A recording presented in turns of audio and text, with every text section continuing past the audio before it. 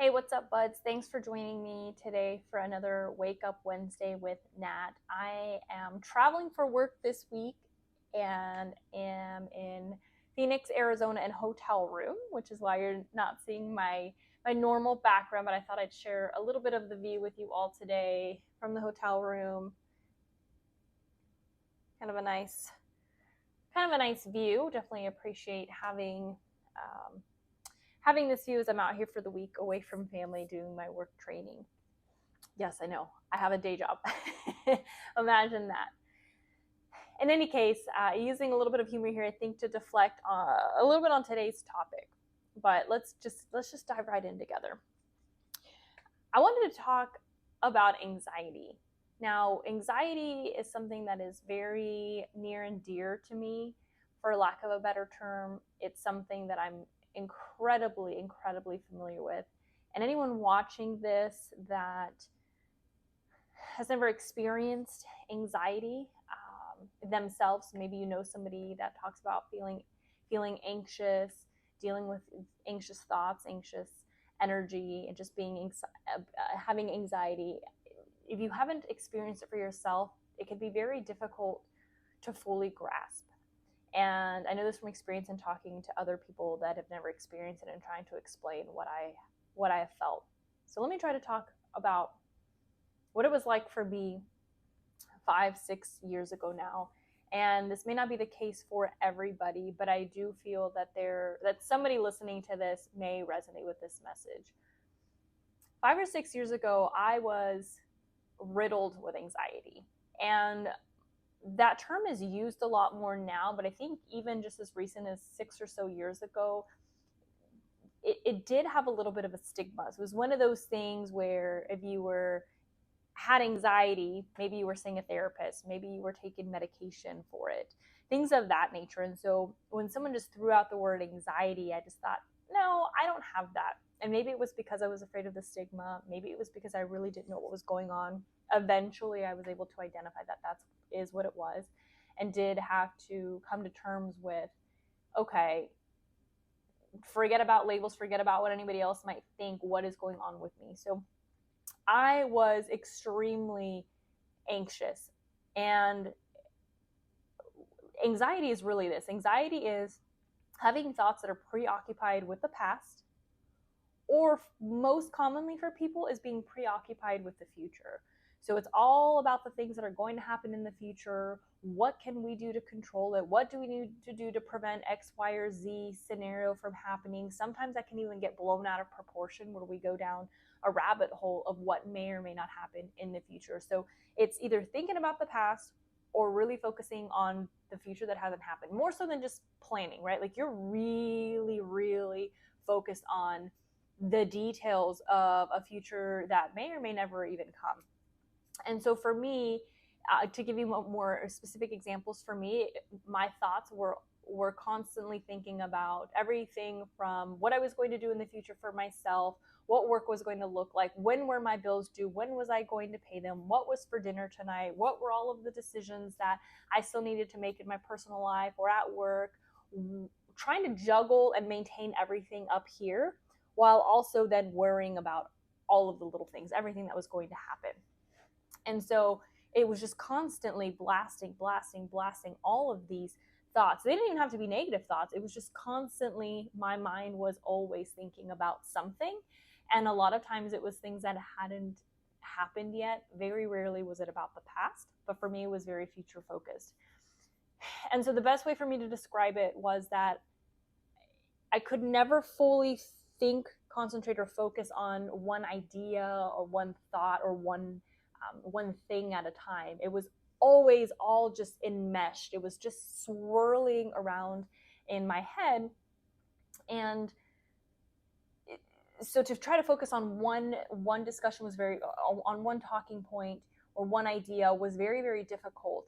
It was a lot like, what it felt like was when you're on a road trip and you hit a little bit of a spot where maybe you don't have reception, and you're tuning the radio, right? And so all of a sudden you get a station that has a little bit of signal, maybe even your favorite song.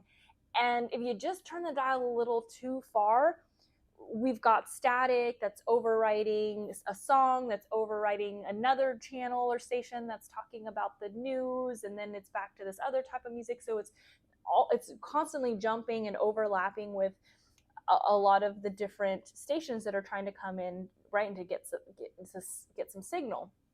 And it was very, very hard to just tune in. And then even if I finally found that song, a second later, it was back to just like the scramble in my head.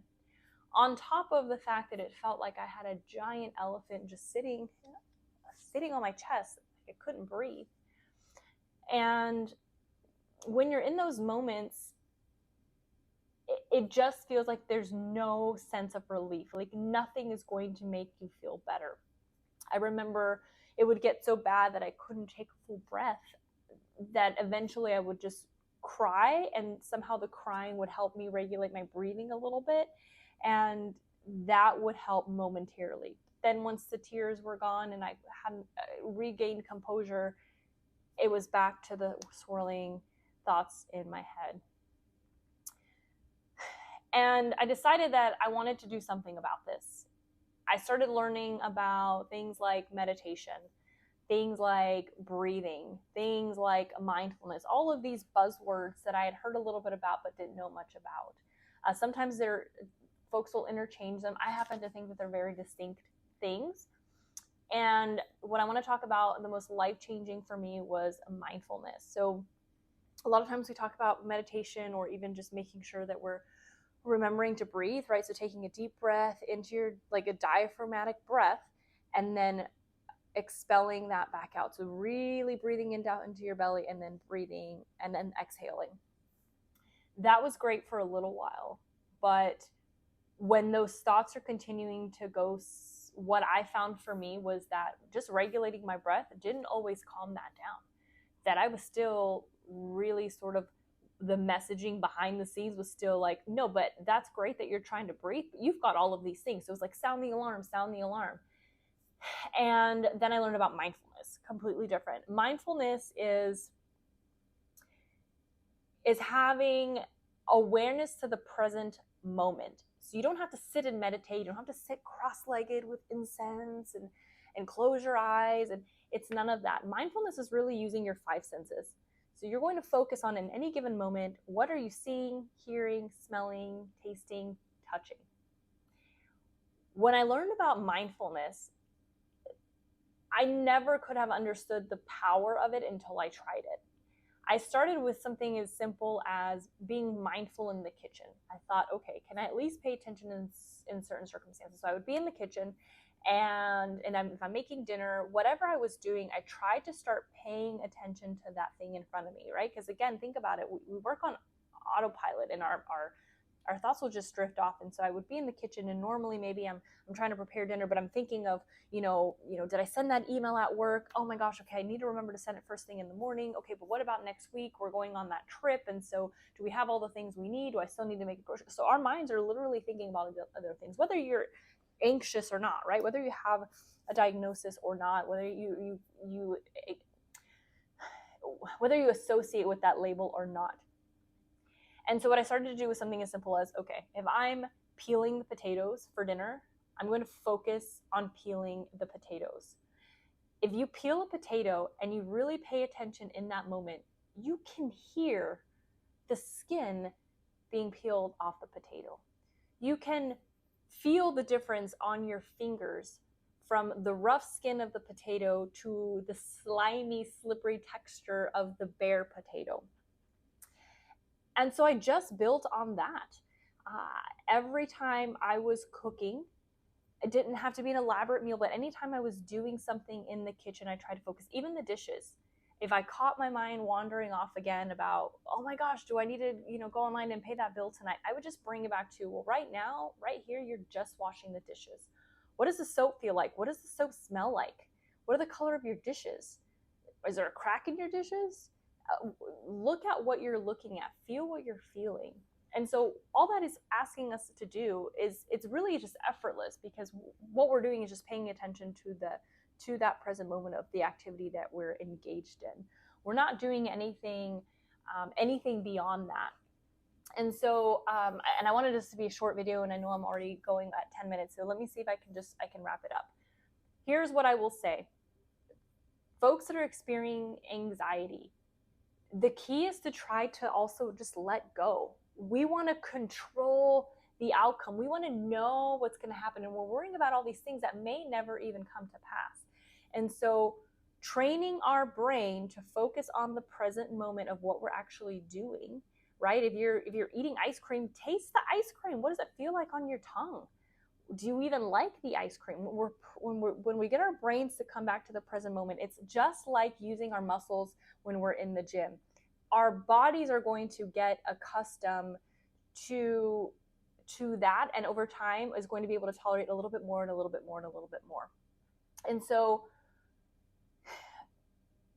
what I'll say to kind of wrap it up is this. And I know this has been all over the place, but the anxiety topic is just so near and dear, and I want to do it justice and just say that I understand, and that it can get better, and you don't need medication to do it. I'm not saying if you're on medication now, flush it down the toilet. I am saying that you don't need it to get through this, to overcome this. You can do it on your own. So when I first started it, it felt like trying to learn, and write in cursive with my non-dominant hand. It was just very foreign, and it felt uncomfortable, and I could feel my mind drifting, and that was fine. It was just a matter of continuing to do the paying attention to what I was doing in the moment as much as I could, and over time it became easier. Over time it started becoming automatic, and that slowed everything way down. I could focus on just right now. And I needed to acknowledge that is all I had the tolerance for. Whatever decision I needed to make later, unless it was due today, it had to wait till a little bit later when I could make that decision and just focus on one thing at a time. If I was doing the veggies and my husband wanted to tell me all about work, I just said, listen, babe, I just need a minute. I can't right now. And over time, it got easier. I want to read a quote, and I have it here. It's not by me, and I'll link down the information below of who said it, but I think it captures what anxiety robs us of by letting us have it take control. And so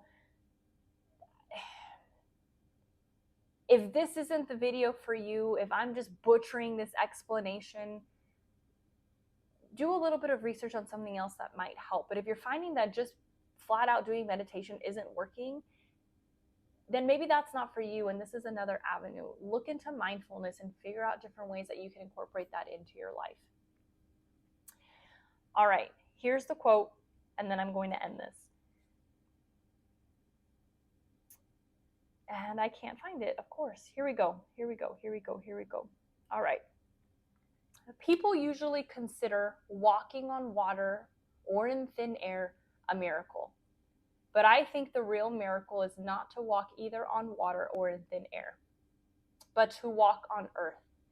Every day we are engaged in a miracle which we don't even recognize. A blue sky, white clouds, green leaves, the black, curious eyes of a child, our own two eyes.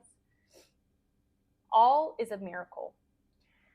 Mindfulness woke me up, and I know it can do the same for you.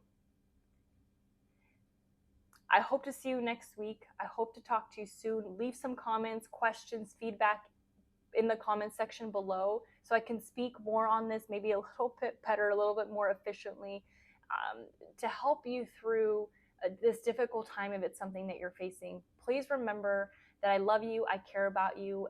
I see you. You matter. Remember, you're still breathing. You can overcome this. I'll see you soon.